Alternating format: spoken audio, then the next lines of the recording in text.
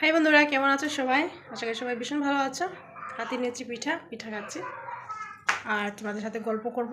আমার মা বাবা এসেছেন। আমার মা বাবা কী জিনিস আনলেন আমার জন্য আমি দেখাই তোমাদেরকে। হাসিও লাগে, কিন্তু আরেকটা ভালোও লাগে। মা বাবা থাকলে কিন্তু এই জিনিসগুলো অনুভব করা যায় যে কি বলবো, আর মা বাবার তার মায়া মমতাই, আর কিছু না। তো চলো এবার দেখিয়ে দিই।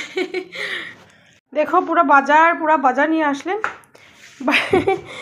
দেখো, এদিকে লাউ, বাঁধাকপি আর পিঠাপুরি আনলেন, প্যাকেটেও রয়েছে, বার করি নাই। চুঙ্গাও এনেছে।